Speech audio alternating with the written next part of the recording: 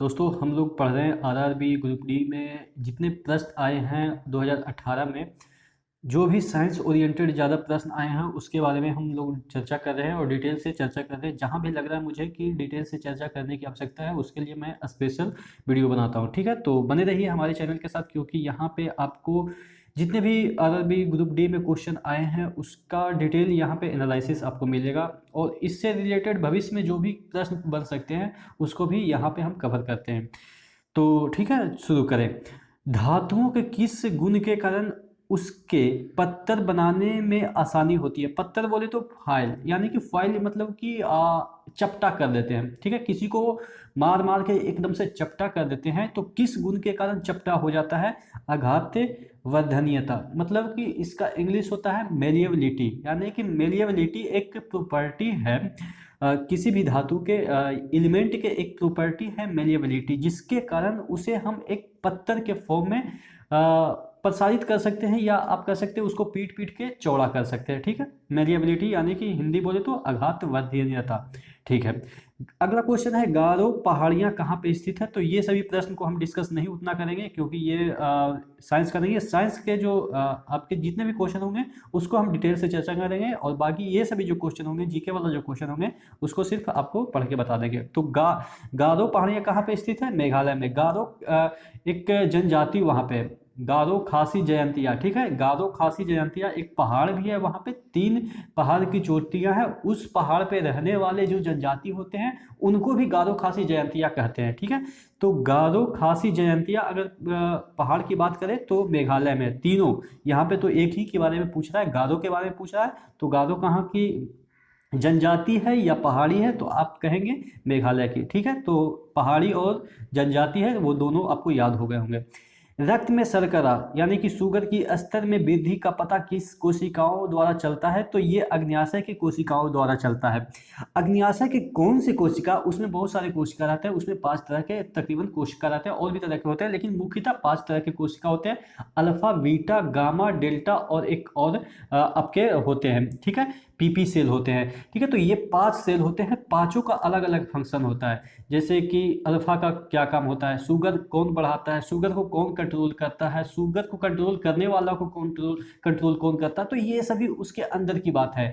उस पर भी प्रश्न पूछे जाते हैं कि जो आप शुगर होता है वो किस सेल के लिए किस सेल के कारण होता है, यानी कि कौन सा सेल रिस्पॉन्सिबल है शुगर होने के लिए या शुगर कंट्रोल करने के लिए? इंसुलिन कौन सा सेल छोड़ता है? ये अग्नाशय का कौन सा सेल छोड़ता है? ये सभी प्रश्न बनते हैं। तो अगर हम इस क्वेश्चन में ये सभी प्रश्न डिस्कस करने लगे तो ये जो वीडियो हो जाएगा वो 15 मिनट एक्स्ट्रा हो जाएगा, यानी कि तकरीबन आधा घंटा का हो जाएगा। तो अगर आप चाहते हैं इस क्वेश्चन के बारे में बहुत सारी चीज़ आपको पता चले तो आप बने रहिएगा इस चैनल के साथ इस क्वेश्चन से रिलेटेड, क्योंकि मैं जहां पे भी लगता है कि इस क्वेश्चन में काफ़ी समय लगेगा तो उसके लिए मैं अलग से वीडियो बनाता हूं। तो मैं इसको बोर्ड पे समझा दूंगा इस क्वेश्चन से और भी प्रश्न क्या बन सकते हैं। जैसे हमें भूख लगती है तो उसके लिए कौन सा रिस्पॉन्सिबल होता है? अग्न्याशय में क्या काम चलता है जिसकी वजह से हमें भूख लगती है? तो बहुत सारे क्वेश्चन इस पर तकरीबन आपको 10 क्वेश्चन मिल जाएंगे जो कि आपके कंपटीशन में आएंगे, उसको मैं डिस्कस करूंगा बोर्ड पे। लेकिन उसके लिए छोटा सा शर्त है कि आप इस वीडियो को कम से कम तो 100 लाइक तो दे ही सकते हैं। ठीक है, उसके बाद जैसे ही 100 लाइक आ जाएगा उस वीडियो को मैं अपलोड कर दूंगा। हालांकि करूंगा लेकिन जितना जल्दी होगा उतना जल्दी अपलोड करूंगा। आप नहीं भी लाइक करेंगे फिर भी करूंगा, लेकिन जितना जल्दी अगर आप 100 लाइक पहुंचा देते हैं उतना जल्दी इस क्वेश्चन से रिलेटेड मैं एक वीडियो प्रॉपर बना के डालूंगा। ठीक है, इस क्वेश्चन में और क्या क्या प्रश्न बन सकते हैं अगला देख लेते हैं। 1931 में भारत की नई राजधानी के रूप में नई दिल्ली का उद्घाटन करने वाला वायसराय कौन था? तो लॉर्ड इरविन था। देखिए 1931 में आपको तो इतना तो याद होगा गांधी इरविन समझौता हुआ था, तो उस समय इरविन ही होगा यहाँ का वायसराय। तो इससे भी आप तुक्का भी मारेंगे तो सही जाएगा। अब इसके बारे में एक चीज याद कर लेते हैं कि 1926 से 1931 के बीच रहा था लॉर्ड इरविन यहाँ का वायसराय। तो जो भी काम हुआ होगा तो उस समय भारत का जो भी होगा, जैसे भारत की राजधानी 1931 में उद्घाटन हुई थी नई दिल्ली, तो ऑब्वियस है 1931 में कौन था? लॉर्ड इरविन था। तो ये क्वेश्चन आपको याद हो गया होगा। 3 बार पाली उमर पुरस्कार जीतने वाला प्रथम भारतीय क्रिकेटर कौन था? पहले, या आप कह सकते हैं प्रथम, यानी कि सबसे ज्यादा बार पाली उमर जो अवार्ड हुआ है वो सबसे ज्यादा बार किनको मिला है? विराट कोहली को मिला है। अगला क्वेश्चन है, 1939 में सुभाष चंद्र बोस द्वारा जो नई पार्टी गठित की गई थी, उनका जो पार्टी था उसका क्या नाम था? All India forward block. अक्सर ये प्रश्न आपसे पूछे जाते हैं कि ऑल इंडिया फॉरवर्ड ब्लॉक के संस्थापक कौन है? सुभाष चंद्र बोस। ये देखिए, जब 1939 में इन्होंने कांग्रेस के जो अध्यक्ष पद है उससे इस्तीफा दे दिया था, क्योंकि इनके अध्यक्ष पद रहने से कई लोग नाखुश थे, कई नेता नाखुश थे, जिनकी वजह से इनको लगा कि हमारी जो अध्यक्षता है उसकी वजह से बहुत सारे लोग नाखुश हैं, तो वो पार्टी से रिजाइन कर दिए और इन्होंने अपना एक खुद का पार्टी बना दिया जिसका नाम है ऑल इंडिया फॉरवर्ड ब्लॉक। ठीक है, ये इसके पीछे की घटना है। पुस्तक a book of light when A love one has a different mind के लेखक कौन है? थोड़ा लंबा सा बुक का नाम है, आप कह सकते हैं सेंटेंस जितना लंबा है, तो कोई बात नहीं, जेरी पिंटो है इस बुक के लेखक। हालांकि मुझे नहीं लगता है कि ये अब दोबारा पूछा जाएगा, तो इसका याद करने का कोई तर्क नहीं दिया जा सकता है। अगला क्वेश्चन है, किसी तत्व के समस्थानिक का द्रव्यमान संख्या कितना है? 298 है। यदि इसके नाभिक में 189 न्यूट्रॉन है तो इसकी परमाणु संख्या कितनी होगी? देखिए, किसी भी समस्थानिक का आप कह सकते हैं द्रव्यमान संख्या क्या होता है, किसी भी आप कह सकते हैं एटम का द्रव्यमान संख्या क्या होता है, उसके प्रोटॉन और न्यूट्रॉन के सम होता है। प्रोटॉन क्या कहलाता है? जितने भी प्रोटॉन होते हैं वो क्या कहलाते हैं? वो टोटल मिलके परमाणु संख्या देते हैं। यानी कि प्रोटॉन की संख्या या परमाणु की संख्या किसी भी एलिमेंट के लिए सेम ही होते हैं। ठीक है, तो अगर आपसे पूछा जाए कि प्रोटॉन की संख्या किसको दर्शाता है, तो परमाणु संख्या को दर्शाता है। तो यानी कि परमाणु संख्या प्लस न्यूट्रॉन करेंगे तो उसका द्रव्यमान हो जाएगा। यानी कि अगर किसी भी एटम का द्रव्यमान हमको लिखना है तो द्रव्यमान क्या होगा? अगर हम इसको मास से रिप्रेजेंट करते हैं तो मास क्या हो जाएगा? Proton plus neutron. प्रोटॉन को हम क्या लिख सकते हैं? एटॉमिक नंबर लिख सकते हैं, एटॉमिक नंबर लिख सकते हैं। ये दोनों आप कह सकते हैं दोनों एक दूसरे का साइनोनिम है। प्रोटॉन यहाँ पे लिखें या एटॉमिक नंबर लिखें, कोई फर्क नहीं पड़ता, और एन है न्यूट्रॉन। तो मास आपका कितना है? 298 दे रखा है। प्रोटॉन की संख्या नहीं दे रखा है, लेकिन क्या दे रखा है आपका? न्यूट्रॉन की संख्या दे रखा है। तो न्यूट्रॉन की संख्या कितना दे रखा है? 189 दे रखा है। तो 189 दे रखा है तो प्रोटॉन की संख्या आ जाएगा, प्रोटॉन की संख्या आ जाएगा तो परमाणु संख्या आ जाएगा। तो क्या हो जाएगा? 189 इसमें से माइनस कर देंगे, इधर लाके इसमें माइनस कर देंगे तो प्रोटॉन की संख्या आ जाएगा। जो प्रोटॉन की संख्या होगा वही एटॉमिक नंबर हो जाएगा। तो कितना हो जाएगा? इसमें से इसको घटाएंगे, 298 में से 189 को घटाएंगे तो 109 आ जाएगा। ठीक है, तो इस तरह से ये चीजें निकलती है। बॉम्बे स्टॉक एक्सचेंज BSE किस वर्ष स्थापित किया गया था? तो देखिए, इसको याद करने का एक ट्रिक आपको बताते हैं। अगर आप रीजनिंग बनाते हैं तो कौन सा लेटर है आपको याद हो गया होगा। ठीक है, एजोटी नाम से एक ट्रिक होती है।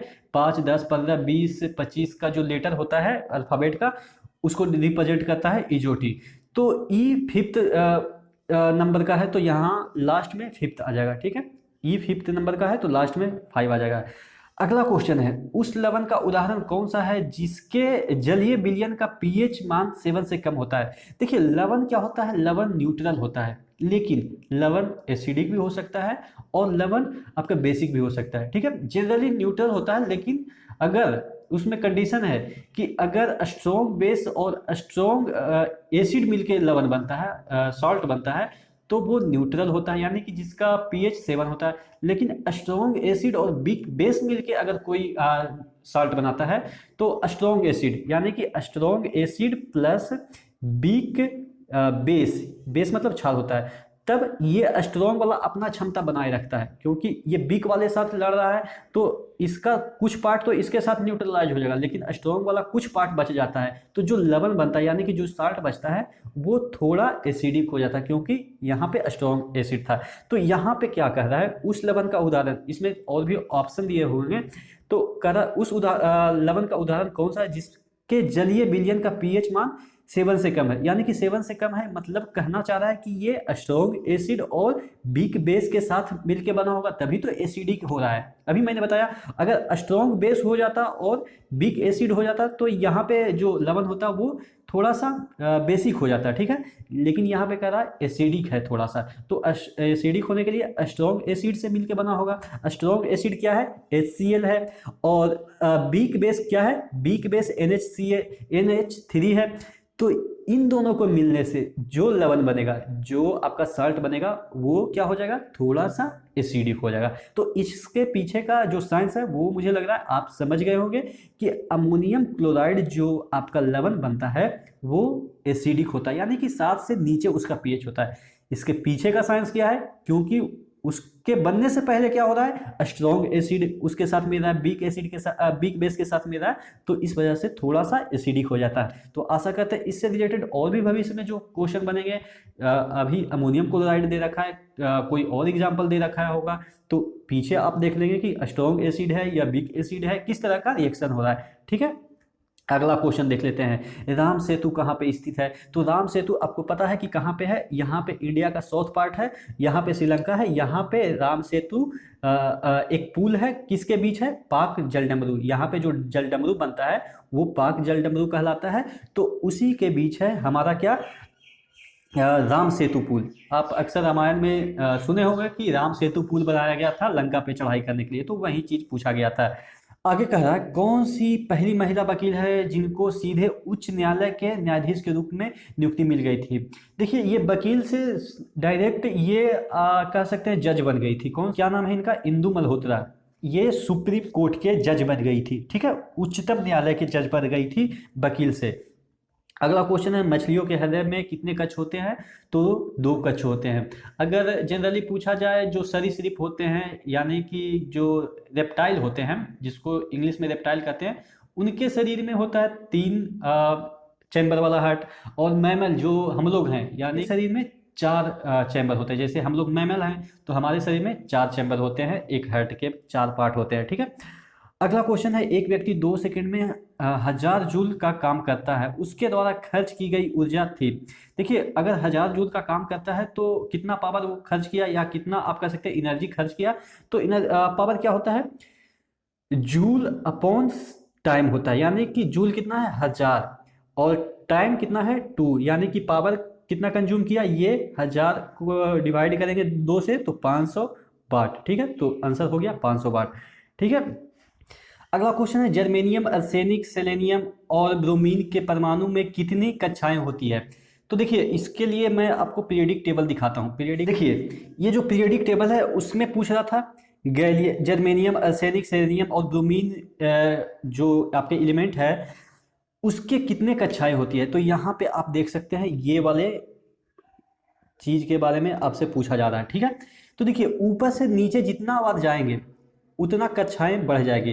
तो ऊपर इस एलिमेंट में एक ही कक्षा होगा, यानी कि अगर हाइड्रोजन की बात करते हैं तो हाइड्रोजन का एक यहाँ पे प्रोटॉन होता है और यहाँ पे एक कक्षा होती है जिसमें इलेक्ट्रॉन होता है, ठीक है। प्रोटॉन और न्यूट्रॉन इसमें होता है, हालांकि इसमें न्यूट्रॉन तो नहीं होता है हाइड्रोजन में। तो एक कक्षा है, ये तो न्यूक्लियस है, एक कक्षा हो गया। इस पीरियड के जितने भी एलिमेंट होंगे उसमें 2 कक्षाएं होंगे, इस पीरियड के जितने एलिमेंट होंगे उसमें 3 कक्षाएं होंगे, इस पीरियड के जितने भी एलिमेंट होंगे उसमें 4 कक्षाएं होंगे, ठीक है। तो इस तरह से आप देखेंगे कि नीचे जैसे जैसे जाएंगे वैसे वैसे कक्षाएं की संख्या बढ़ जाती है, ठीक है। तो इसके बारे में पूछा जा रहा था आपको, जर्मेनियम, अर्सेनिक, सेलेनियम और ब्रोमीन के बारे में पूछा जा रहा था कि इसमें कितने कक्षाएं होती है। तो 4 कक्षाएं। ऊपर से कौन सा नंबर पे, 1 2 3 चौथा नंबर का पीरियड है, तो यानी कि 4 कक्षाएं। जौन सा नंबर का पीरियड में वो लाई करेगा उतना ही कक्षाएं होगी, ठीक है। तो आशा करते हैं ये चीजें समझ में आई होगी। तो आशा करते हैं ये जो क्वेश्चन मैंने कराए वो आपको समझ में आए होंगे। तो नेक्स्ट वीडियो में क्योंकि चीज़ें लंबा हो जाएगी तो आपको समझ में भी नहीं आएगा, आप बोर भी फील करने लगेंगे। तो यही छोटी छोटी सी वीडियो में आपको चीज़ें प्रोवाइड किया करेंगे, क्योंकि यहाँ पे डिस्कस भी करना होता है तो डिस्कस करने में थोड़ा समय लगता है। तो मुश्किल से 10 से 15 मिनट का मैं वीडियो बनाता हूँ ताकि आप अच्छे से ग्रैब करें। ऐसा नहीं है कि मतलब कि 100 क्वेश्चन करा दें और उसमें 2 भी चीज़ ना समझ में आए। 10 ही क्वेश्चन कराएंगे, लेकिन उसके बारे में डिटेल से आपको बताएंगे, ठीक है। तो नेक्स्ट वीडियो में इसके नेक्स्ट पार्ट को जो और भी बच गए हैं उसको डिस्कस करेंगे, ठीक है। तो नेक्स्ट वीडियो में मिलते हैं, तब तक के लिए धन्यवाद। और यूं ही प्यार बनाए रखिए, क्योंकि इससे आपको मैं डेली चीज़ें प्रोवाइड करता रहूँगा, ठीक है। तो नेक्स्ट वीडियो में मिले, तब तक के लिए धन्यवाद।